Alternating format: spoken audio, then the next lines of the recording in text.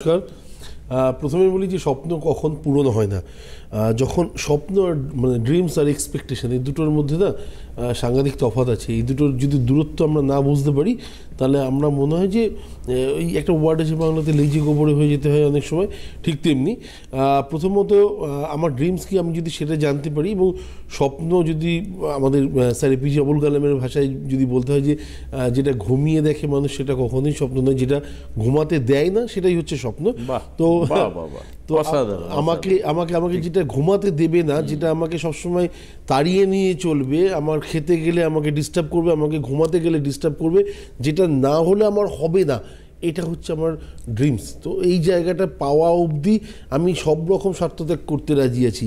আর expectation হচ্ছে চাহিদা, আমার এটা লাগবে, আমার এটা হওয়া উচিত, আমার সবার যখন হয়েছে আমার কেন হলো না, ওর যখন আছে আমার কেন নেই। তো এই যে এই ধরনের জিনিস দুটোর মধ্যে না সাংঘাতিক মানে কি বলবো তফাৎ রয়েছে এবং ডিস্টেন্স রয়েছে। এই ডিস্টেন্সটা যে যেদিনকে বুঝতে পারবে আমার মনে হয় তার ততটা ইজি হয়ে যাবে ড্রিমগুলোকে পূরণের ক্ষেত্রে, মানে স্বপ্নগুলোকে পূরণের ক্ষেত্রে। স্বপ্নগুলো যেগুলো আমাকে সত্যি ছোটোবেলা থেকে ভাবিয়েছে বা আমার ফ্যামিলি ভাবিয়েছে, একটু বড় হতে হতে হয়তো চেঞ্জ হতে পেরেছে।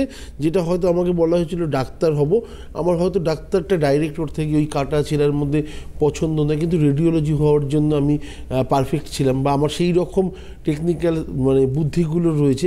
তো সেই দিকে গেলে পরেও লোকে আমাকে ডাক্তার বলেই ডাকবেন, তো সেক্ষেত্রেও হয়তো আমার কোনো অসুবিধা নেই।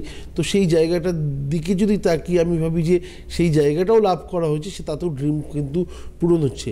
আর এক্সপেকটেশন হচ্ছে যে অনেকের ইচ্ছে আছে, অনেকের চাহিদা আছে, সেইগুলো আমার কাঁধে চাপিয়ে দেওয়া হয়েছে, এবং আমারও অনেকগুলো কী বলবো অযাচিত ইচ্ছা আছে যেগুলোর মধ্যে আমি অনেক অনেক দূরে রয়েছি, কিন্তু সেগুলো হলে আমার ভালো হতো। তো এটা হচ্ছে এক্সপেকটেশন, তো তার পেছনে আমি দৌড়াচ্ছি।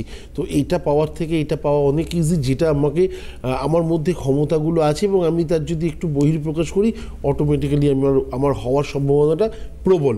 আমার মনে একটা ফোন আছে একদম ঠিক। এই যে হসপিটাল ম্যানেজমেন্টের কথা শ্রীদেব মনে করিয়ে দিল, যে এই হসপিটাল ম্যানেজমেন্ট কিন্তু নতুন একটা কোর্স, একদম আমরা সেই কোর্স করাই না বা শ্রীদেবও করাচ্ছে না, কিন্তু দেখুন এর কথাটা কত গুরুত্বপূর্ণ।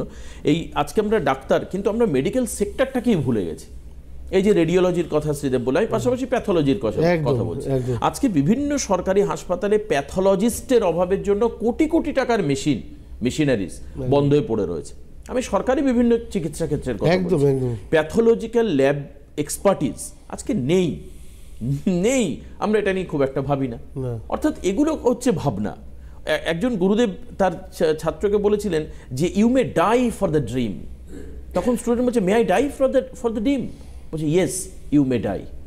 যদি তুমি স্বপ্নের জন্য মৃত্যু হয় তোমার, সেই রকম তুমি স্বপ্ন দেখো, একদম মানে ওই যেটা তোমাকে ঘুমাতে দেবে না, একদম তাই। এই আর্জ যদি থাকে, then you can win your race, you can reach your destination. কে রয়েছেন ফোনে?